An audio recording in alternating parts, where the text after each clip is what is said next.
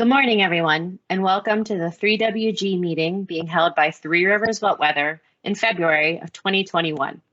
My name is Annie Quinn. I'm the program manager at Three Rivers Wet Weather. Thank you for joining us on this cold winter's day. A few announcements before we get started. We're excited to offer 3WG as an opportunity for individuals to achieve professional development hours, which are also known as PDHs.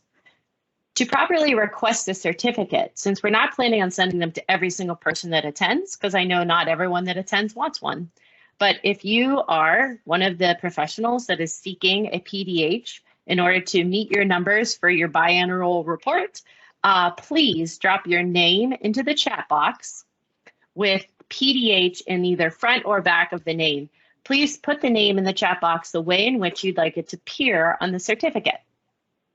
You must attend the entire meeting to earn the PDH. And the thing about Teams is that we are indeed able to see who logs in and logs out. The point of PDHs is not to be it's an opportunity for learning. So we hope you will join us for the entire meeting for all the content we're providing today. We will provide that PDH certificate to you electronically within a week that certifies, then you can submit it to your accreditation agency. As I mentioned at the start of this meeting, and you can see the notification in the chat box, this meeting is being recorded. It will be provided back to you for review should you want to learn more from the content in the future. During the presentations, we also request that you please turn your camera and microphone off and mute yourselves.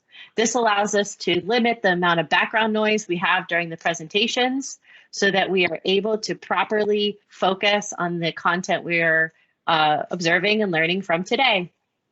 If necessary, if you have a question, please don't let that request deter you from participating though. There's an option, an emoji for you to raise your hand. Please type questions into the chat box, or if you'd like to get our attention, unmute at that time and ask your question. Thank you. But the most important announcement that Three Rivers Wet Weather has today is that we have a brand new executive director. We want to first thank John Schaumbert for stepping in as the interim director for many months that allowed us to continue the process of looking and seeking the next best candidate. And Three Rivers Wet Weather is super excited to welcome from both the board and the staff, Dave Mounts as our new executive director. Dave is an experienced borough manager from Green Tree. I know he is friends to many in this room already. I just want to welcome him to Three Rivers Wet Weather. Thanks, Jody. Welcome, everybody. As you know, I have long career in municipal government, 32 years with the Borough of Green Tree, 26 of that I was the manager of the community. I'm very familiar with the sanitary sewer issues that are presenting us and have presented us over the many years. I look forward to working with you on behalf of Three Rivers. I've just started here February 1st, so I'm new, but I know a lot of the information from my previous career. As always, if you have any requests, you can reach me. I'll have Jody put my cell phone number in the corner. It's the easiest way to get rid of me. Get a hold of me, and that way she'll put it in the chat for you. Today we have two great presentations.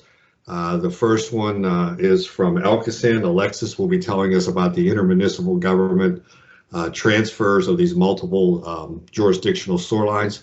Great opportunity for municipalities. Three Rivers has worked on this project with Elkasand. Your solicitors have been presented the agreements and from our solicitors group. And I think it's a great opportunity, and we're pleased to be part of it with Elkasand, and we're here to help you in any way should you have any questions.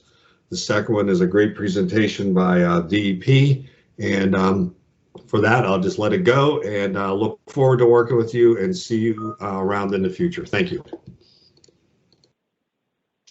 Welcome, Dave. We're excited to have your leadership at Three Rivers Wet Weather. So, as Dave mentioned, we're going to jump right into the presentations. The first presentation will be from Elkasand. It's a regionalization update. We welcome Alexis Meyer. She's from AECOM Consultants, but also the Director of Communications at eHoldings, Inc. Take it away, Alexis. Hi, everybody. Thanks. Before I jump into, I have a quick slideshow, but before I jump into that, I just wanted to give everybody a quick recap as to a couple meetings that ALCSAN hosted back at the end of January. Many of you were there, but for those of you who missed it, ALCSAN hosted 2 Zoom calls to give a quick update on what the program has done over the past year and all the things that we've accomplished, and also to introduce what the new modified transfer agreements are looking like. We are starting to send those out. Some of you might have received them already. That'll be a slow rollout over the next, I think, 2 months to get them all out to everybody. We did, in that call, we did go over what some of those changes looked like from a high level. If you want to go back and review the presentation or see the slides, they are available on ALCSAN's municipal website. If you have questions about what you see or what you heard then, please reach out. We did get a couple questions after the presentation that we're compiling answers to and we will be responding to. So if you haven't heard from us, we're working on getting to the bottom of what the questions might be, and we will be reaching back out. Also, if you have questions about when you might be receiving your transfer agreement, your modified agreement, reach out and let me know. I can look it up on the schedule and let you know when we're going to be pushing those out. But in the meantime, we're going to talk a little bit this morning about an important part of that transfer agreement process, which is the repairs. And so, can everybody see my screen okay? I think it looks like it's sharing for me. Yep, we see it great. Thanks. So, we've received a fair amount of data so far. I think we have between 12 and 15 municipalities have submitted data on a number of different POCs. Not all of them are completely repaired, but we've gotten a good amount of repair data in so that we have a nice cross section of how we're receiving the data and what some of those problems are. And some of the common challenges that we've run into, I'm going to talk a little bit about, which are nomenclature inconsistencies. So meaning we are getting sometimes a mixed bag of what people are calling the manholes. Sometimes they are using the ALCSAN IDs, which is what we prefer. Sometimes they're using municipal IDs. And one of the issues with that is that we will likely turn around and come back and ask you if you can either change them to the ALCSAN IDs or provide us a key.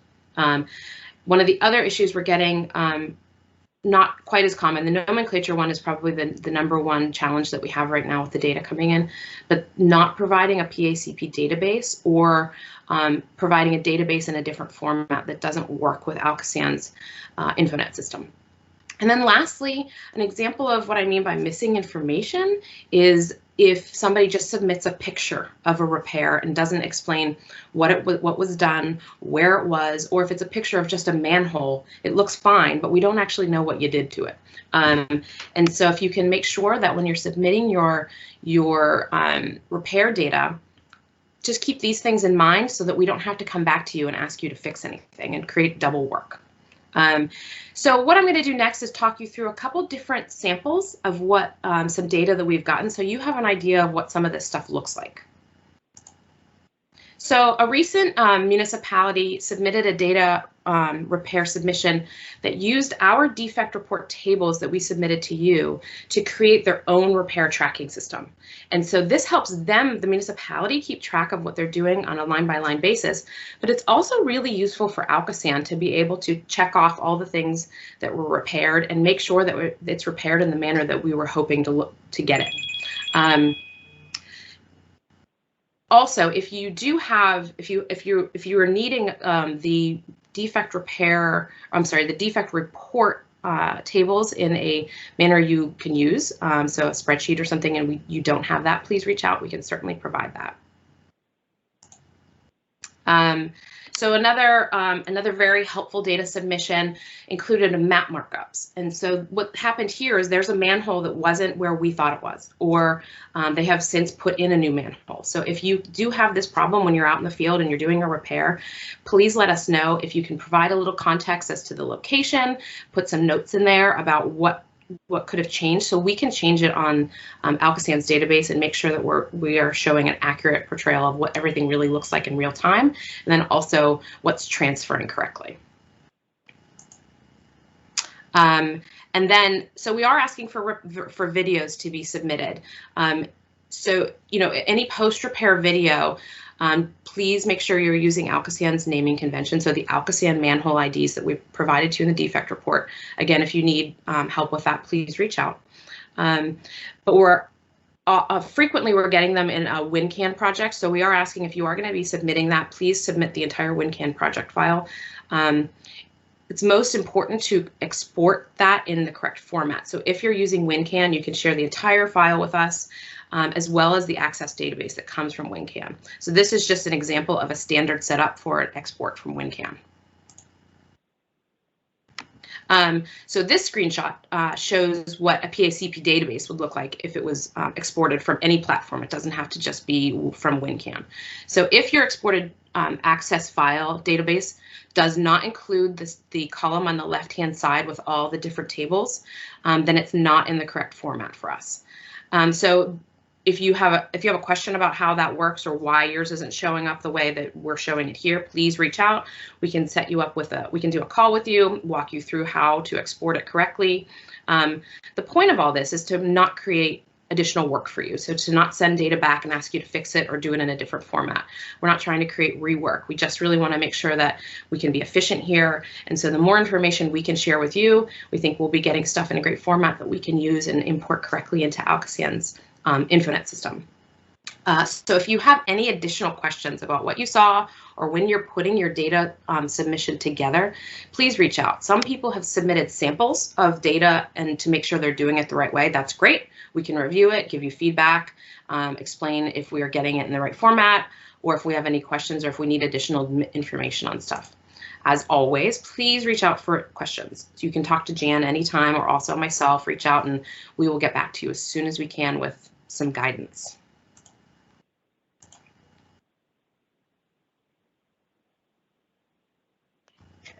Thanks so much, Alexis. I will now open it up and let anyone ask a question if they would like to unmute. I did not see any questions appear in the chat box. Does anyone have any direct questions for Alexis at this time? I'll stick around for a little while in case somebody has something later on.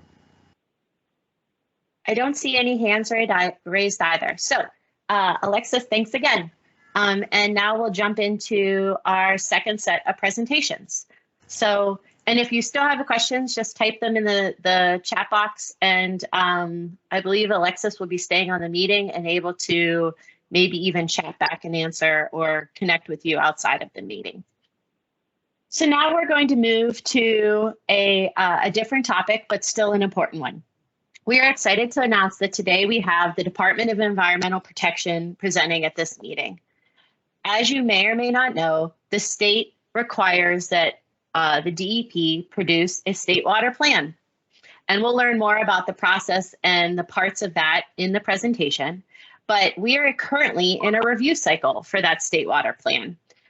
I have been nominated to the State Water Plan Committee and have been working very hard to represent the communities as best as I am able to that plan. However, we felt that it was necessary for the individuals and the municipalities and the municipal engineers and the individuals of this committee to have an opportunity to review what is going on at the state so that we can create and develop a thoughtful voice and opinions about what is most important to us in that state water plan. And I will then be able to communicate those within the process. I am excited to welcome two representatives from DEP today. The first of which is Mark Matlock. He is the Environmental Group Manager. He will be joining us along with James Horton, who is an EIT, a Senior Civil Engineer Hydraulic. They're both employees at DEP, and I will turn it over to them where they can take over. They will be presenting questions again in the chat box, please. Otherwise, keep mute, and I look forward to hearing all about the state water plan. Thanks so much. Good morning, everyone. This is Mark Matlock. Thank you for joining us today to hear what we have to say. As Annie mentioned, she is one of the committee members, and I believe Jason Stanton is on the call today. He is also a committee member. We do have a couple vacancies on the committee. There's one for an industrial spot and one for a local government spot. If anyone, after they hear our little presentation, will be interested in joining the committee, feel free to reach out to myself, or there's a State Water Plan resource account that you can get a hold of someone in our office. But we'd be more than happy to answer any questions you have today or in the future, and anything you'd like to know about the State Water Plan, we're more than happy to share with you. But today, James is going to do the heavy lifting. He is our senior engineer here, and he has a good presentation for everyone here, and we can follow up with some additional information at the end. James, thank you. Well, hi, everybody. I'm hoping you can all hear me. Am I coming through okay? You sound great, and we see your presentation. Excellent. Give me just a second here to get my ducks in a row and make sure that I'm presenting what I'm meaning to here. And I have my notes in front of me. All right. So I'm going to be talking to you a little bit about what the State Water Plan is all about. And so in order to do that, we're going to want to start by giving you kind of like an overview of the history, right? Because context is king. We want to know where this stuff comes from in order to find out where we're landing, right? Because the first thing you think when you get asked the question, what is the State Water Plan? It's, well, obvious, isn't it? It's a plan for all the water. But the more you dive into that question, the bigger it kind of gets, right? Like it gets, you start to wonder about questions of precipitation. There's infrastructure questions in there, stormwater, climate change factors in. It gets huge. So in order to give you guys a good sense of where this is now, I want to give you a sense of where it came from. We're also going to talk a little bit about Act 220. Now, Act 220 is the law from which this is kind of birthed, this present initiative. Then we're going to talk to you a little bit about the most present update for it, which is the 2009 one. We're updating that iteration of the plan. So I want to tell you guys how we arrived there, what our current plan of action is, and hopefully by the end we'll have a little bit of time for some Q&A. So first, brief history of water planning. So water planning is kind of like a recently adopted thing in PA, but it is conceptually far older. It's, you know, well over 100 years old that we have had some sort of water planning idea or mechanism or kind of concept going back. So first we have the early 20th century, where it goes like we're talking way back in the early 1900s that these ideas started coming out, and then usually precipitated by some crisis or another or expansion of the federal government. In the case of the 20s and 30s, you get these expansive laws that get passed to kind of deal with it. But Pennsylvania, as we all know, it's a little weird, has some fun history with its laws, riparian doctrine, and common law and such. So it gets to be kind of an interesting thing when we talk about statewide water planning and how it sort of interacts with that legal infrastructure we have for this. So first, I'm going to talk to you a little bit about how we do things. PA traditionally holds this kind of common law view of rivers, or riparian doctrine, which essentially kind of has this mentality of if the water's on your land, it's kind of yours. But the problem is that water doesn't much care for property rights, right? Like, it's very disrespectful in that way and tends to go where it wants to go. And where it wants to go usually is down. So it will move out of headwaters and move into other places. So one of the issues we'd have historically is someone would put their outhouse too close to the stream, and you wind up with folks downstream getting outbreaks of typhoid and cholera. This led to some legislation, particularly the Purity of Waters Act in 1905.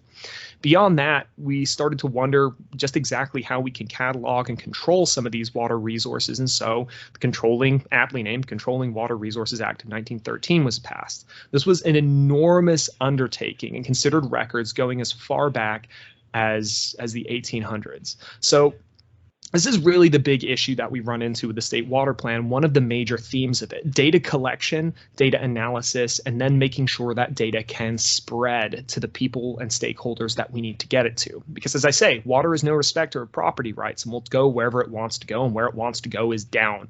So what we'll typically find is that there's lots of complex interactions in there. So engaging stakeholders and getting data are some of the key, most important things we can do. And so this was an early effort at that, and compiled a series of really interesting old reports about like how this stuff fit together. Beyond this, we have a series of other laws passed that were largely in the context of large government initiatives. This is obviously Depression era, post-World War I, pre-World War II. We've got a lot of stuff going on where the federal government was kind of expanding a lot of these initiatives, and state governments kind of jumped in behind that as well and began putting out some more laws to kind of get a handle on Pennsylvania's state waters. Then beyond that sort of era of more legislative expansion with waters, we come to the droughts, right?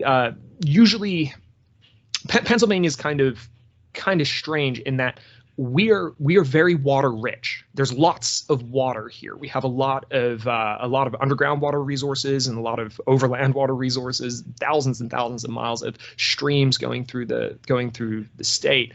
And it's kind of hard to imagine there being drought per se in Pennsylvania, because when we think of drought, we think of dry, cracked ground and sand. But these droughts, in particular in the 1960s, were cold weather droughts. So they even happened when it was cooler in Pennsylvania, of all places. So understand that a drought is when we have less water than normal, not zero water.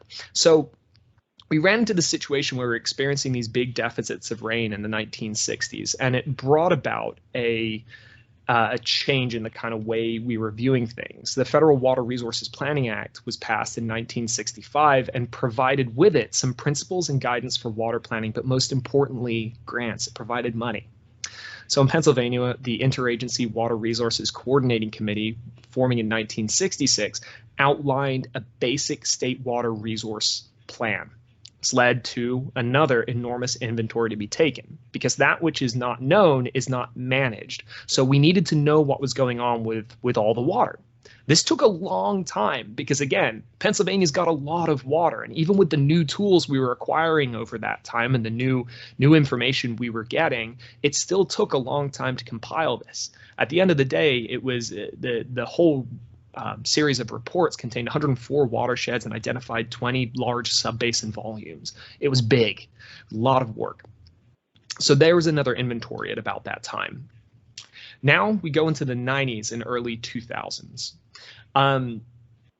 These going on here, this is an interesting thing. Over that 10-year period, we saw a number of droughts. So I'll just break down this little diagram for you.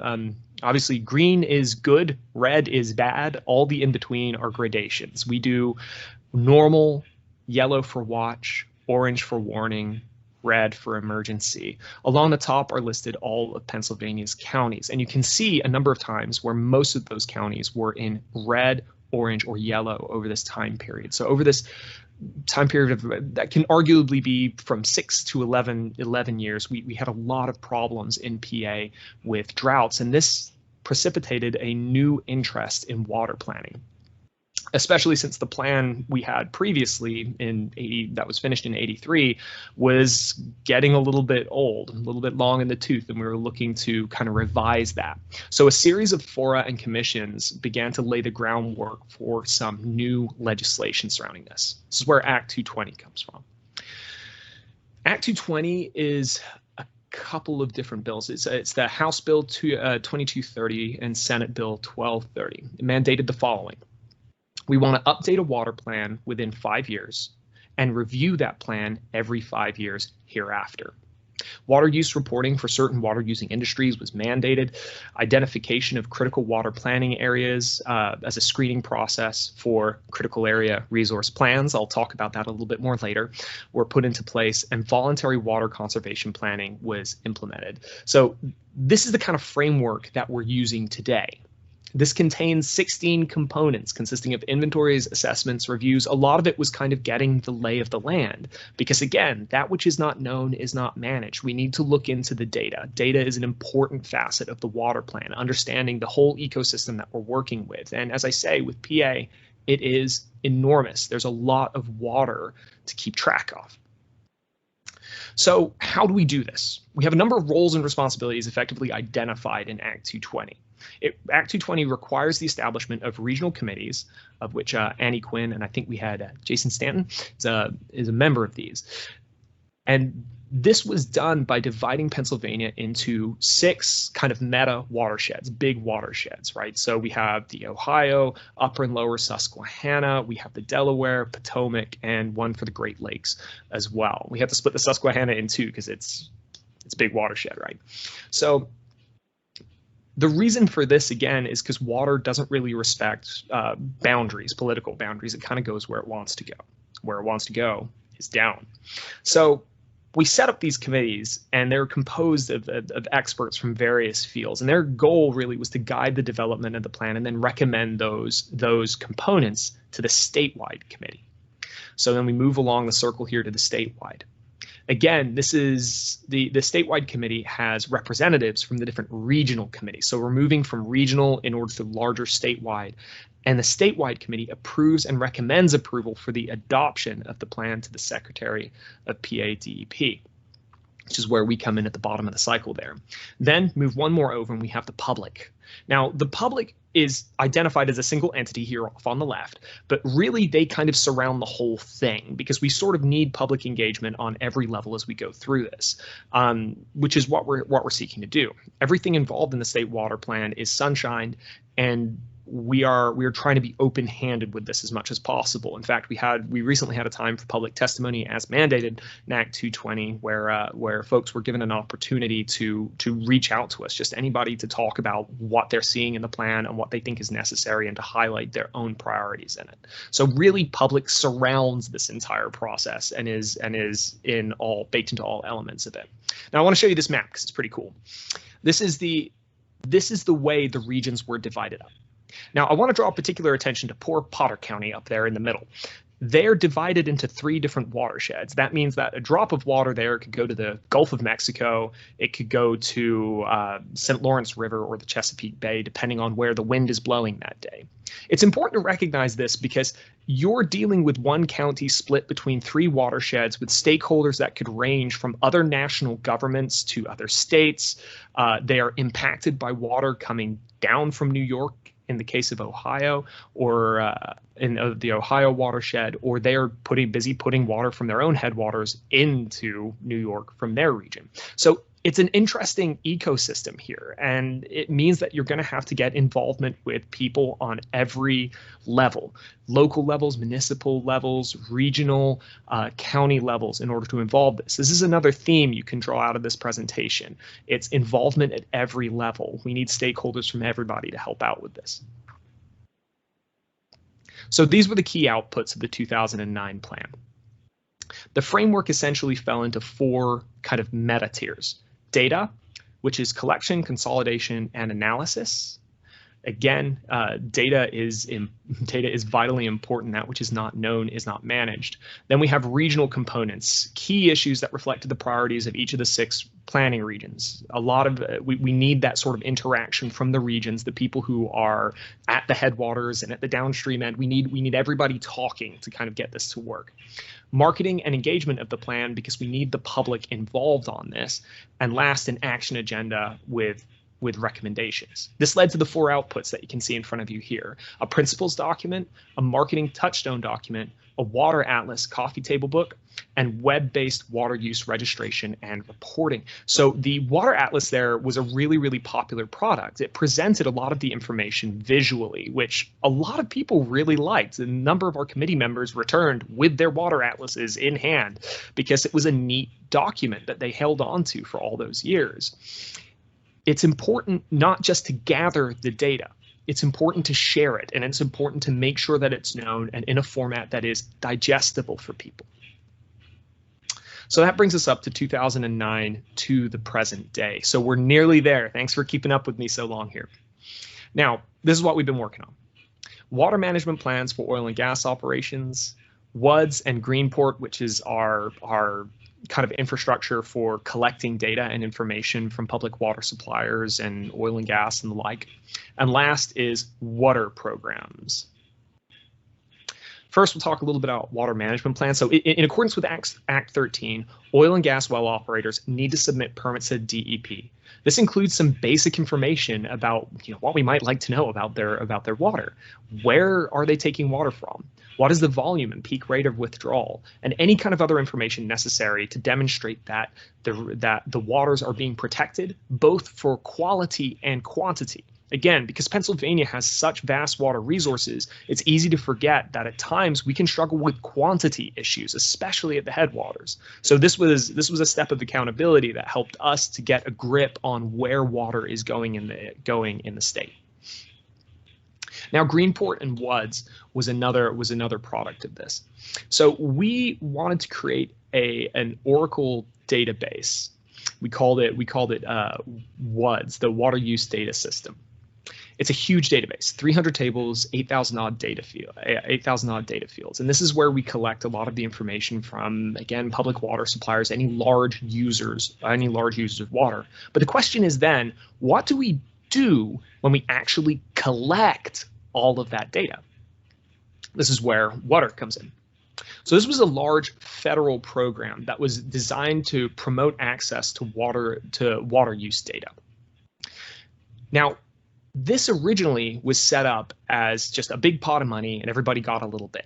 And that was the 2015 work. After that, it got competitive and we had to put forward ideas and have them approved. We're the only state that's gotten it every single time, and we've actually maxed it out now. So we were able to use up all of that funding as toward sharing information with people, because this is the vital part of it. One thing is to collect the data, the next is to share it. One of the outputs of this was Power BI. Power BI is Microsoft software that we've been using to better display the information that we have. Even this little snippet here, and you can collect a lot of information. You can see that on the left-hand side there, state, county, watersheds, region, subregion, basin, subbasin. We can go pretty granular with this sort of information, and it allows us to get a really good look about how water is being used statewide. Also, that total number, 10 billion, flipping heck. That's big, right? Nearly half of it hydroelectric power. It's fascinating to dive into that and kind of get a sense of where all the water is coming from. Who'd have thought we're only drinking 12.7% of the water we're using? Next, we're looking to do a bigger data sharing process with the River Basin Commissions. So the River Basin Commissions are a vital part of this infrastructure. Again, we need stakeholders at every level involved in this, be they local, municipal, River Basin Commissions, county, state, a lot of different players in this. Now, as we heard in the prior presentation, Alexis was talking a little bit about how sometimes even things like misnaming stuff or naming things differently, having different systems can cause problems between different stakeholders. We're trying to bridge some of that gap with the River Basin Commissions over here, specifically SRBC and DRBC. We want to make sure that we're speaking the same language, collecting the same data, so that we can actually all make use of it. So that has been a project that's been underway and is currently humming along just fine. We'll flip to the next one. This is the present. So this brings us to now. What are we trying to do right now? So the good news is this. We actually have a lot of successes to build on. Tons of data out there. We're not starting from scratch with this. But the kind of not so good is that we don't really have a ton of resources or the personnel that we once had, nor really the time. On the bright side, we're really scrappy and we've got some ideas about how we can make this all work, but it's going to be a measured response. We're going to have to think about what we can expect. So a lot of our question is bang for buck. How do we get the best results from our limited resources at present? So first, here's what we want to do. We want to update the prior plan. We want to take a look at regional accomplishments, and we've been doing this over the last year or so, meeting with the various regional committees and trying to get a sense of whether or not the regional goals that were good in 2009 are still good now. Is this still where these regions are at? If needed, we're thinking we may need to establish new ones, and we have been doing that sort of work for the past year with them. Next, we're looking to approve and adopt the CARPs, Critical Area Resource Plans. So I'm going to talk a little bit about that. During the 2009 process, as part of the Act 220 law, we were to identify areas that were of critical interest. Essentially, too much water was leaving, not enough water coming in. We were looking for watersheds that were in a little bit of trouble. We were able to identify 4 total critical water planning areas. From those, we have been developing 3 critical area resource plans, because 2 of the CWPAs were quite close to one another and very closely linked. So we put them into an amalgam, made one out of them. Now, we're currently reviewing these, and we hope to have them ready by the end of this cycle for the update. We also want to do enhanced web-based applications and tools, things like Power BI. We want to get Power BI more available to people, so local planners can make better decisions for their regions. So that's one thing I think state DEP is very good at, is collecting all this kind of information. We have the technical resources where we can do that kind of thing, and it can be really, really helpful to local planners to see where all the water is going to and from. Last, we want to add this component, the Governor's Climate Action Plan from 2018, particularly stormwater BMPs and integrated water resources planning. I'm going to talk a little bit about that because it's novel to this era of the plan. So, contained in the Governor's Climate Action Plan are 19 strategies. We're only looking at strategy number 14 and strategy number 15 because we're concerned with adaptation.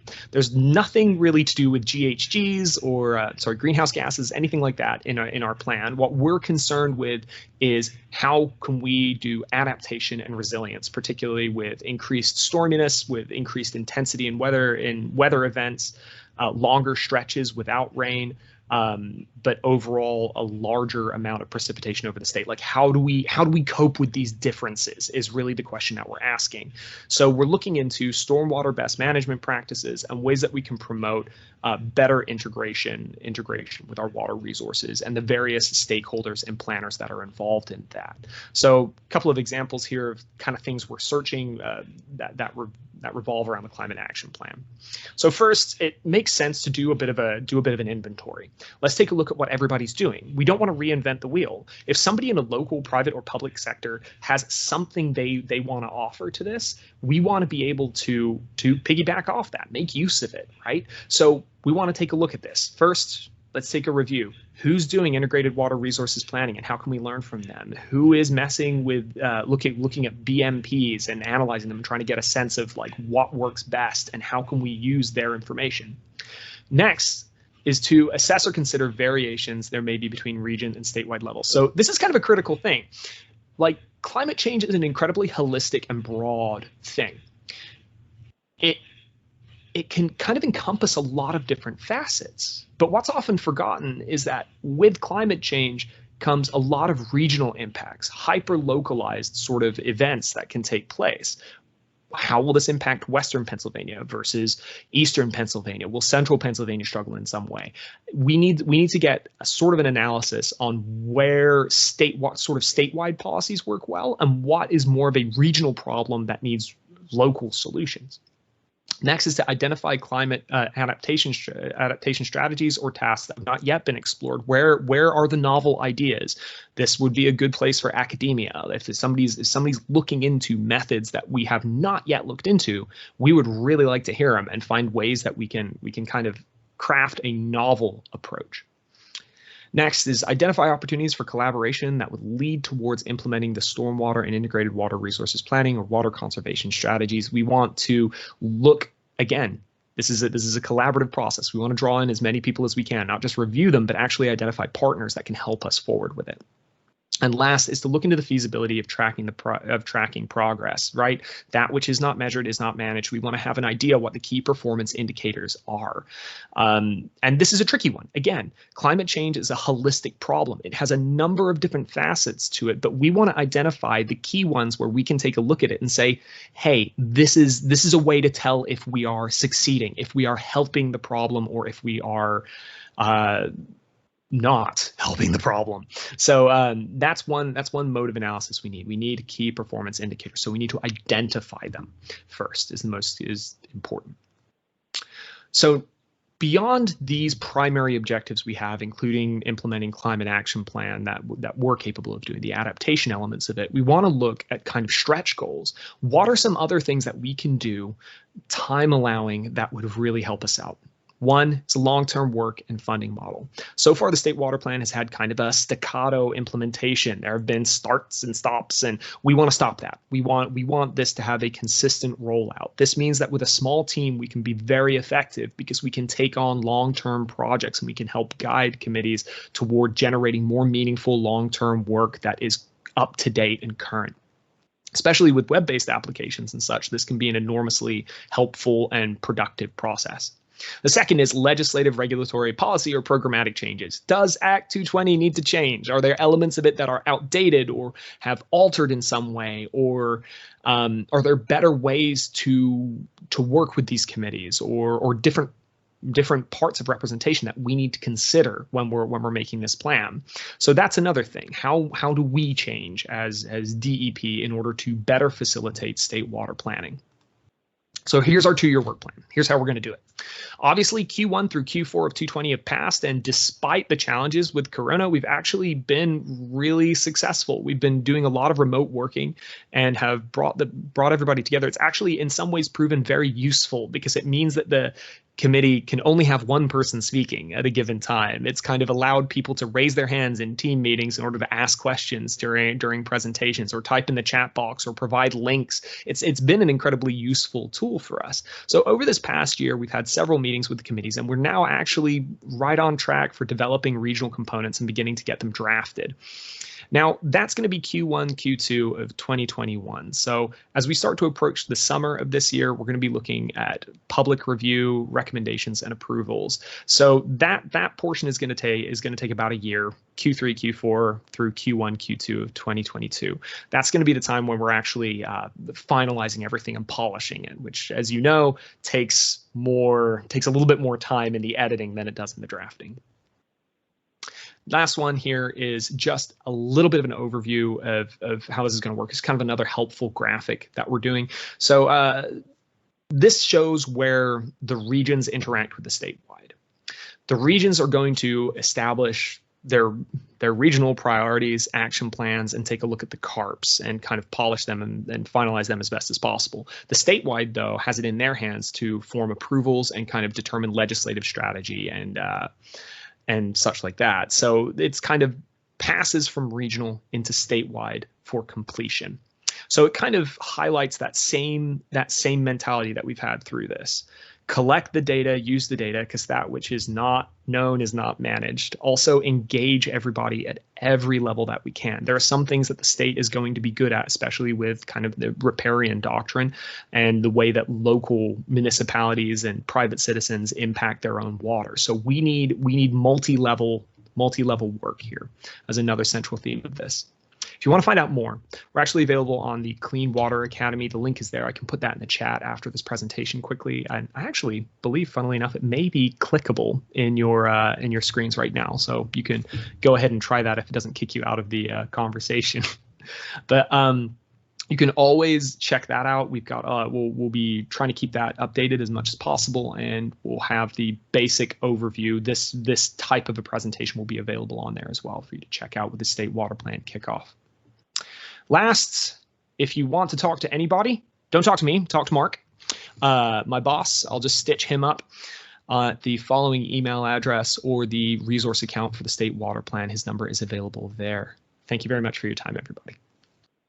If there are any questions, please feel free to field them. Thank you so much. Even as a committee member, I continue to learn throughout this process. So now I'd like to open it up. I did not see any comments come through in the chat bar, but I would like to now give you the opportunity to, if you would like, unmute and ask your question, please.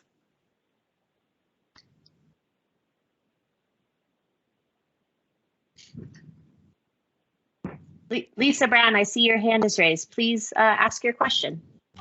Yes, Annie, and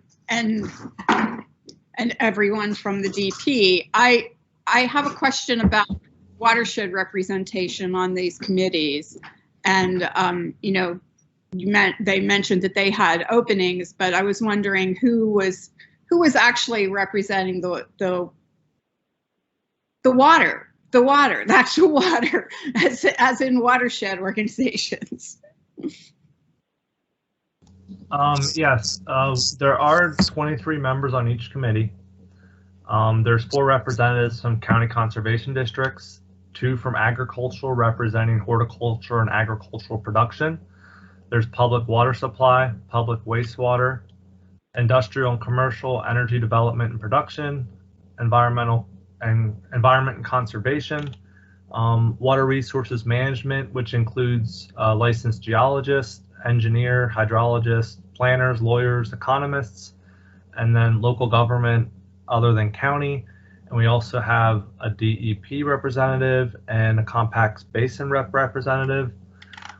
On the Ohio committee, the members are on the website and the link I shared in chat, but just to go over them with you, we have Chuck Duritza, Deb Lang, Ron Rohall, he is the chair, Donna Lynn Zofson, Danielle Delcamper, Cheryl Kelly, Jason Stanton, Robert Softcheck, John St. Clair, Lori Dayton, Aaron Keppel-Adams, John Walliser, Deb Simcoe, Ronald Musser, Dwayne Goodsell, Annie Quinn, Jason McCabe, Mary Ellen Ramage, Matthew Genchar, Kevin Halloran, and Sam Dinkins.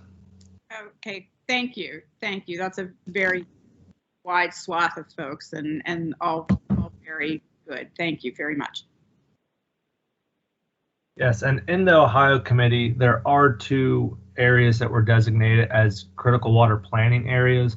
And part of that process is to develop a critical area resource plan. We currently have 2 drafts, one for the Laurel Hill and one for the Back Creek. Those will be distributed to the committee members shortly, and then at some point we will have a public comment period, and local regions that are impacted by that watershed will get a copy of the plan for comment for an open public comment period. And then when all that is done and the regional committee votes on the CARP, then the CARP will go to the statewide committee to be voted on and adopted as part of the plan update. If you have any questions on that or anything else, just please let us know.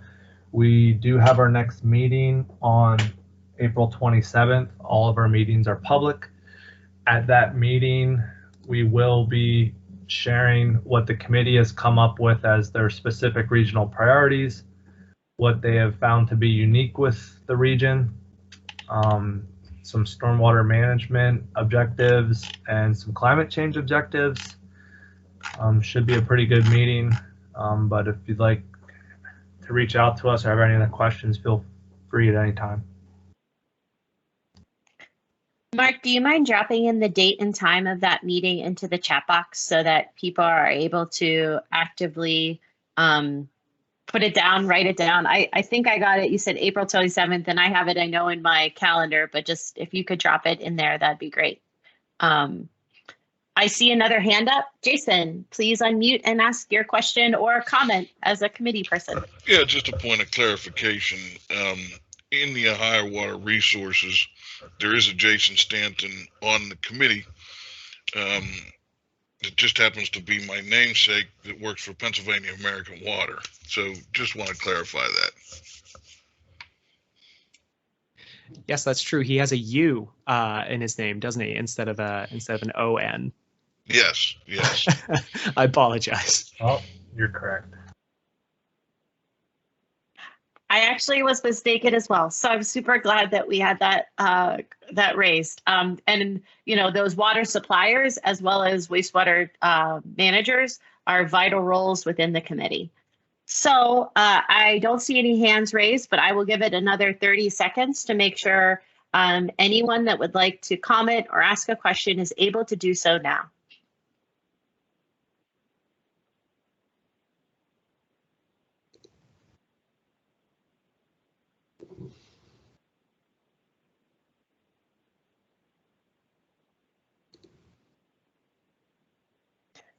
I see a hand raised by Mr. Ryan Quinn. Please unmute and ask your question now, please. Hi, yeah, Mark and James, thanks for the presentation today.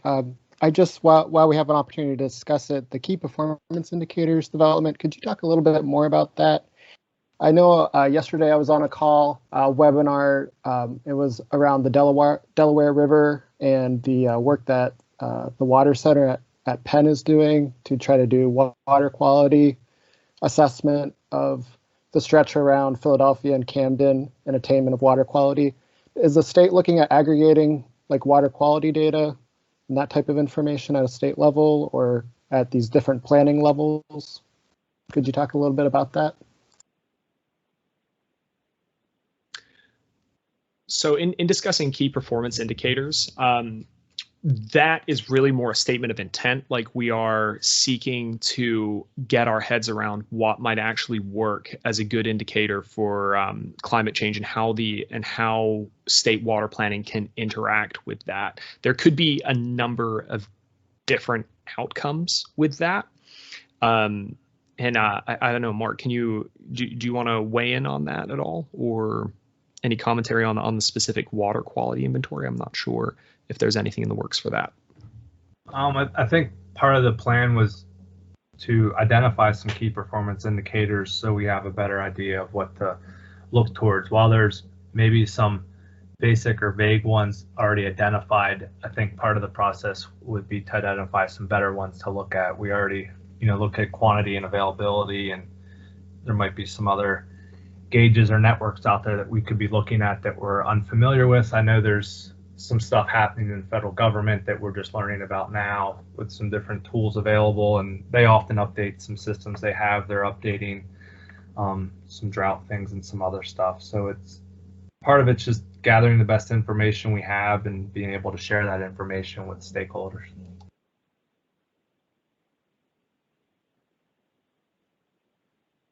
Thank you for your questions. I don't see any additional hands. So throw yours up or unmute quickly if you have any last minute questions for both. And I'd like to open the floor back up to questions for not only the DEP, but the Alakazam regionalization update. We want to make sure that this is our opportunity. Although we are in this COVID-19, this is still an opportunity for networking, collaboration, and for us to work directly with Alakazam as a partner to make sure that we can answer your questions here while we're all gathered.